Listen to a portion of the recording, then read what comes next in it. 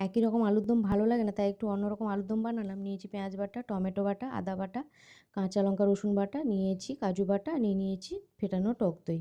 তো প্রথমে আমি আলুগুলোকে কড়াইতে তেল দিয়ে লবণ আর হলুদ গুঁড়ো দিয়ে ভালো করে লাল লাল করে ভেজে তুলে নিব।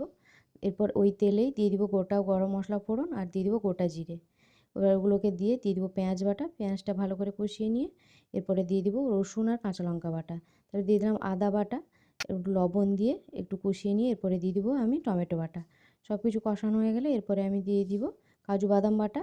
এবার এটাকে কষিয়ে নিয়ে এরপরে দিয়ে দিব ফ্যাটানো টক দই। টক দইটাকে দিয়ে একটু কষিয়ে নিয়ে এরপরে একটু অল্প পরিমাণে জল দিয়ে এটাকে ততক্ষণ অবধি কষিয়ে নেব যতক্ষণ অবধি মশলা থেকে তেল না ছাড়ছে। মশলা থেকে তেলটা ছেড়ে দিয়েছে। এবার ভেজে রাখা আলুগুলোকে দিয়ে এপিঠ ওপিঠ উল্টে আর একটু কষিয়ে নিব। কষানো হয়ে গেলেই এরপরে দিয়ে দিব আমি পরিমাণ মতন জল। এবার জল দিয়ে একটু ফুটিয়ে নামিয়ে নিলেই একেবারেই রেডি আমার নতুন ধরনের আলুর দম। আলুর দমটা খেতে কিন্তু অসাধারণ হয়েছিল।